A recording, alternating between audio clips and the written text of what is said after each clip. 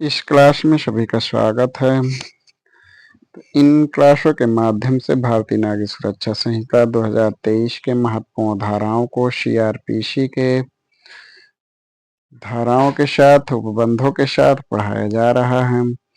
पूर्व की क्लास में धारा 300 यानी भारतीय नागरिक सुरक्षा संहिता 2023 की धारा 326 में सीआरपीसी की धारा 291 की जगह 251 का उल्लेख था, जो कि भूल सुधार के रूप में पढ़ाया जा रहा है। भारतीय नागरिक सुरक्षा संहिता 2023 की धारा 326 व सीआरपीसी की धारा 291 चिकित्सीय साक्षी का अभिसाक्ष्य के विषय में प्रावधान करता है।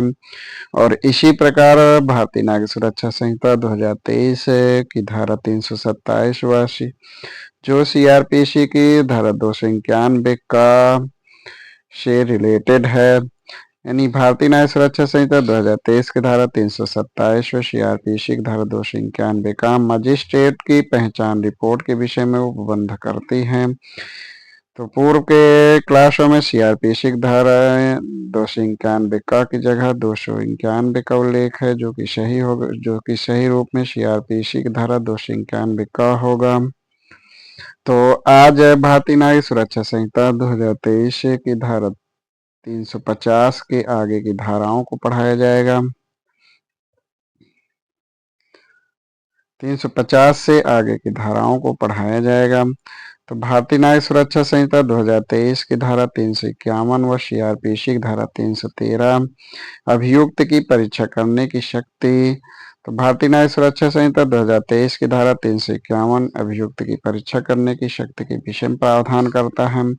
तो इसमें प्रावधान करता है धारा 351 के उपधारा 1 के खंडका में प्रावधान करता है कि न्यायालय किसी प्रकरण में अभियुक्त को पहले से चेतावनी दिए बिना उससे आवश्यक प्रश्न कर सकेगा।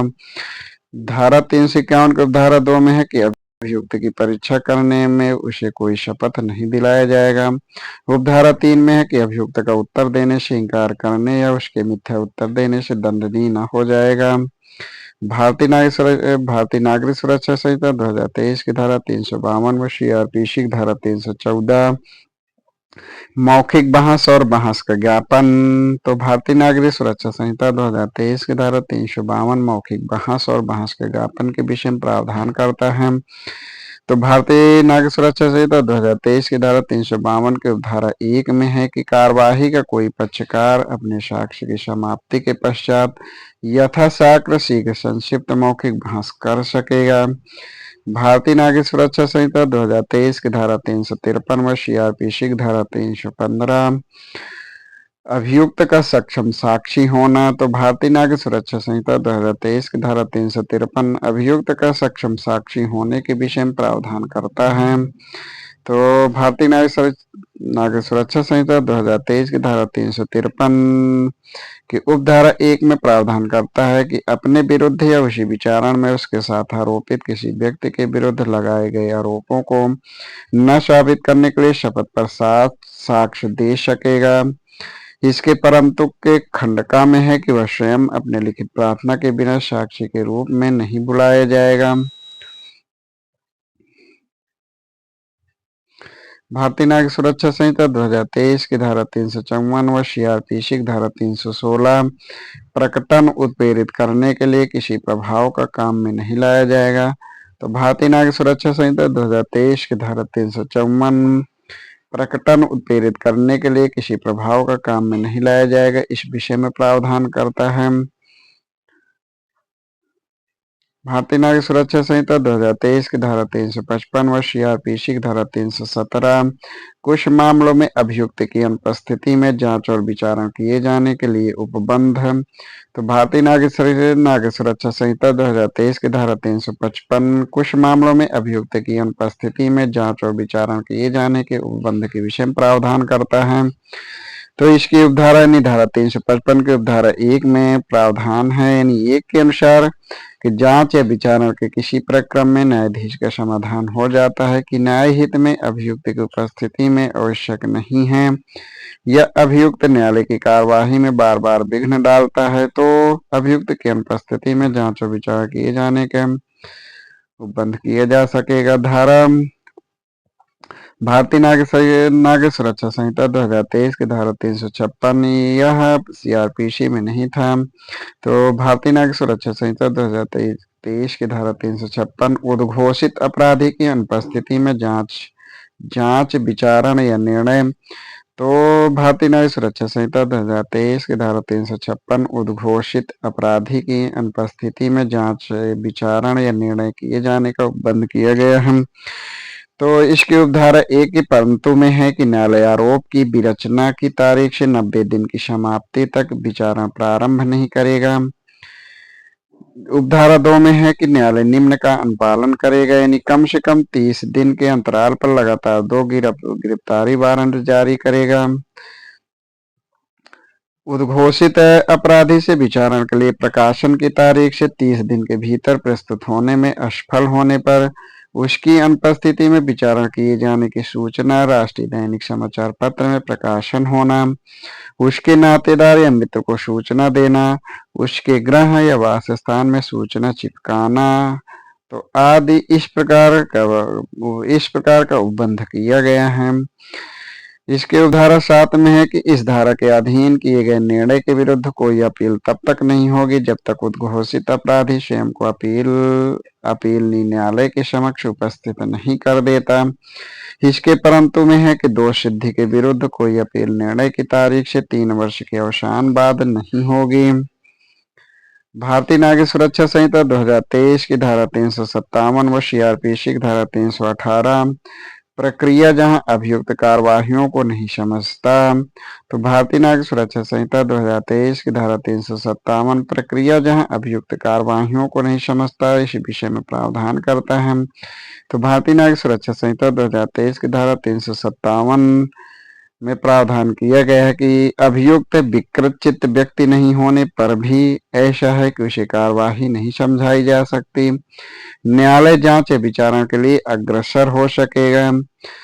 यदि कार्यवाही का परिणाम दोष सिद्धि है और उच्च न्यायालय से भिन्न न्यायालय है तो मामले की परिस्थितियों की रिपोर्ट उच्च न्यायालय को भेजेगा।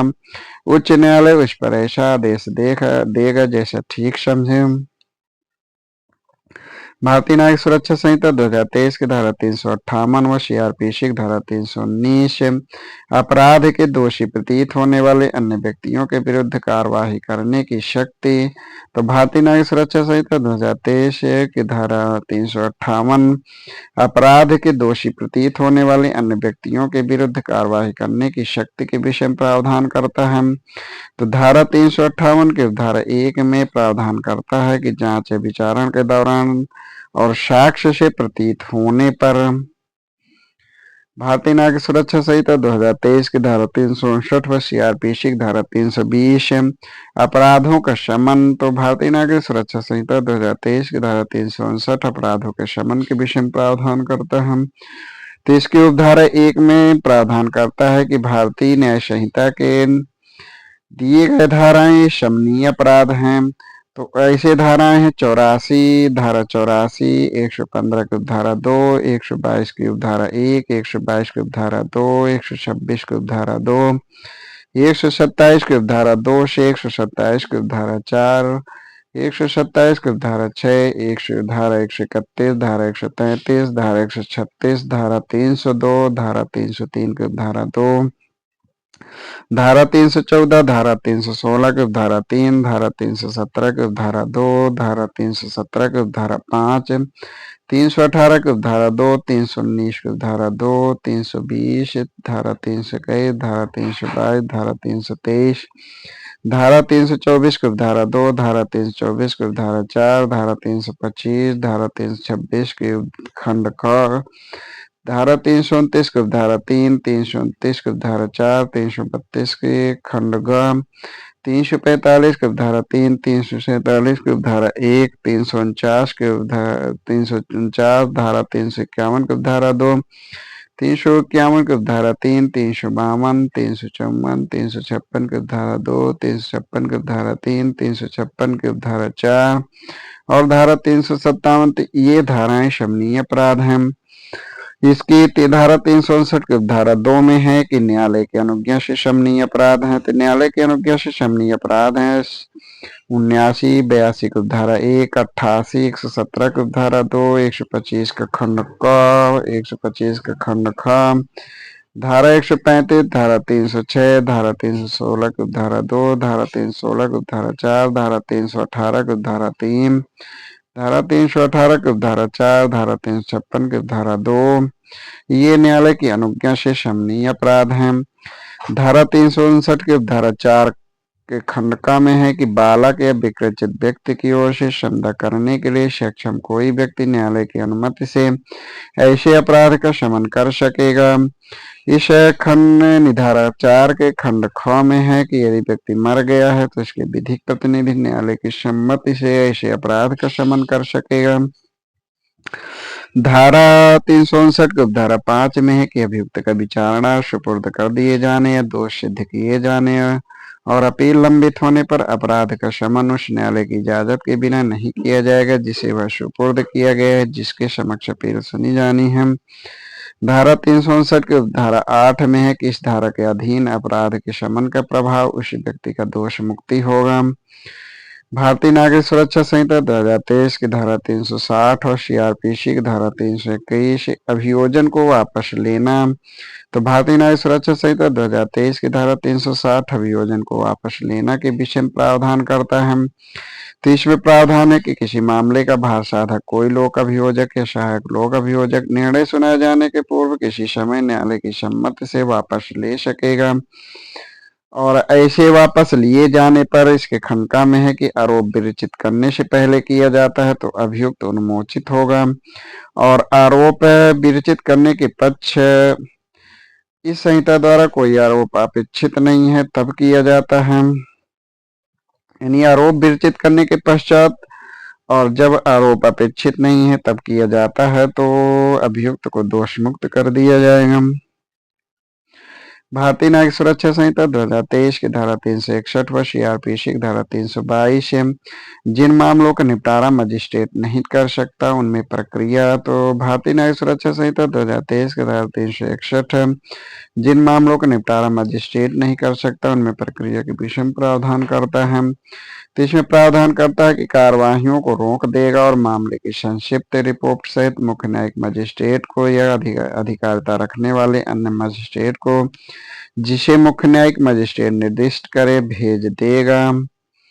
भारतीय नागरिक सुरक्षा संहिता 2023 की धारा 362 व सीआरपीसी की धारा 323 प्रक्रिया जब जांच विचारण के प्रारंभ के पश्चात मजिस्ट्रेट को पता चलता है कि मामला सुपुर्द किया जाना चाहिए। तो भारतीय नागरिक सुरक्षा संहिता 2023 की धारा 362 प्रक्रिया जब जांच या विचारण के प्रारंभ के पश्चात मजिस्ट्रेट को पता चलता है कि मामला सुपुर्द किया जाना चाहिए तो इसमें प्रावधान करता है कि निर्णय पर हस्ताक्षर करने के पूर्व कार्यवाही के किसी प्रक्रम में प्रतीत होने पर उस न्यायालय को सुपुर्द कर देगा।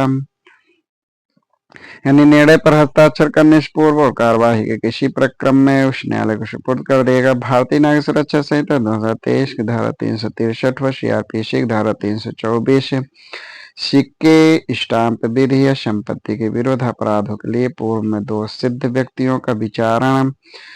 तो भारतीय न्याय सुरक्षा संहिता 2023 की धारा 363 सिक्के स्टाम्प विधि या संपत्ति के विरुद्ध अपराधों के लिए पूर्व में दोष सिद्ध व्यक्तियों का विचारण के विषय में प्रावधान करता है।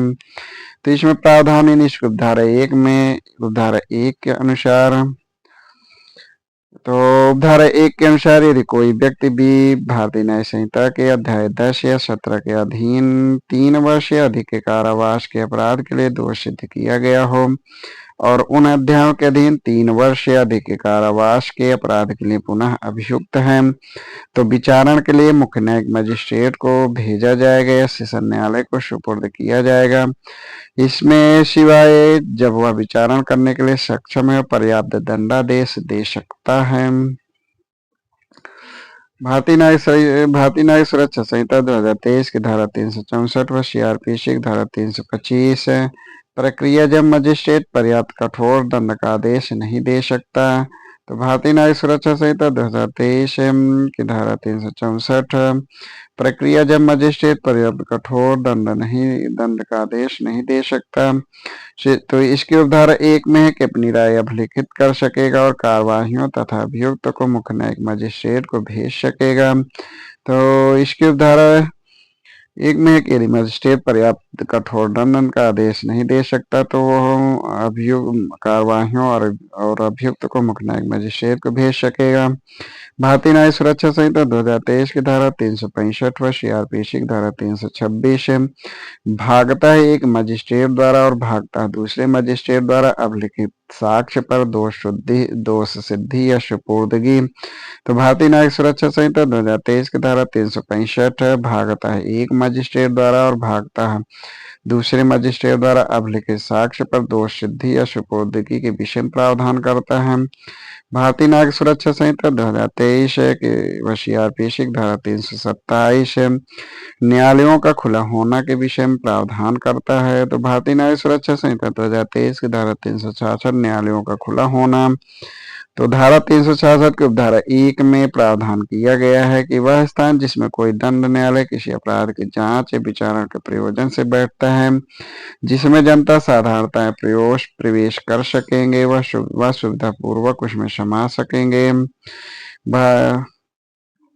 भारतीय नागरिक सुरक्षा संहिता 2023 की अध्याय 27 व सीआरपीसी का अध्याय 25। तो भारतीय न्याय सुरक्षा संहिता 2023 का अध्याय 27 विकृचित अभियुक्त व्यक्तियों के बारे में उपबंध है। तो विकृचित अभियुक्त व्यक्तियों के बारे में उपबंध सीआरपीसी के अध्याय 25 में था। विकृचित अभियुक्त व्यक्तियों के बारे में उपबंध भारतीय नागरिक सुरक्षा संहिता 2023 की धारा 367 से 378 तक व सीआरपीसी के धारा 328 से 339 तक में प्रावधान थे।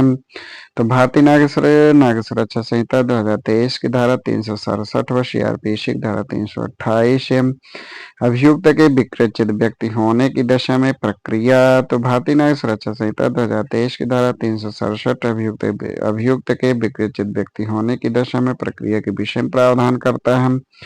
भारतीय नागरिक सुरक्षा संहिता 2023 की धारा 368 व सीआरपीसी की धारा 329 न्यायालय के समक्ष विचारित व्यक्ति के विकृचित होने की दशा में प्रक्रिया के विषय में प्रावधान करता है।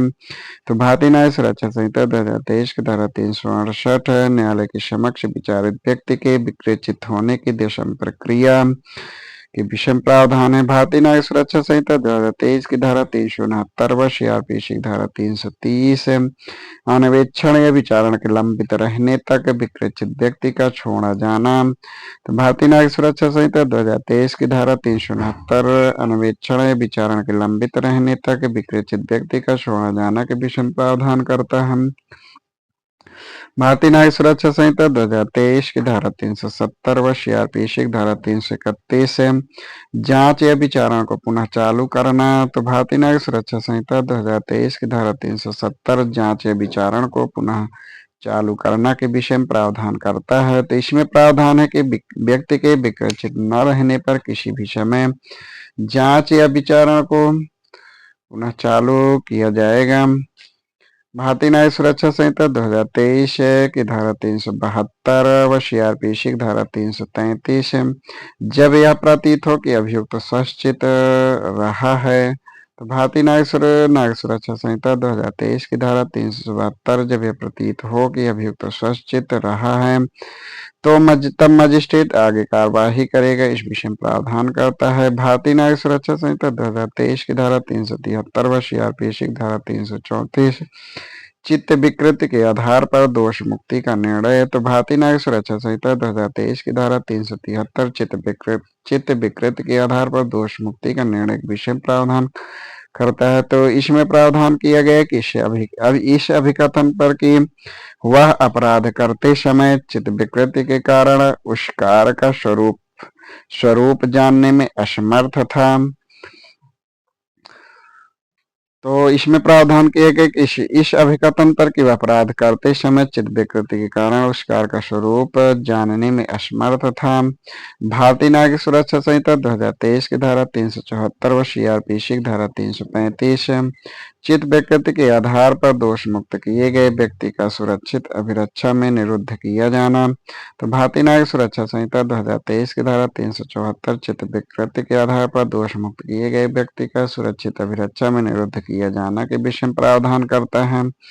भारतीय नागरिक सुरक्षा संहिता 2023 की धारा 375 व सीआरपीसी की धारा 336 भार साधक अधिकारी को कृत्यों का निर्वहन करने के लिए सशक्त करने की राज्य सरकार की शक्ति। तो भारतीय न्याय सुरक्षा संहिता 2023 की धारा 375 भार साधक अधिकारी को कृत्यों का निर्वहन करने के लिए सशक्त करने की राज्य सरकार की शक्ति के विषय में प्रावधान करता है।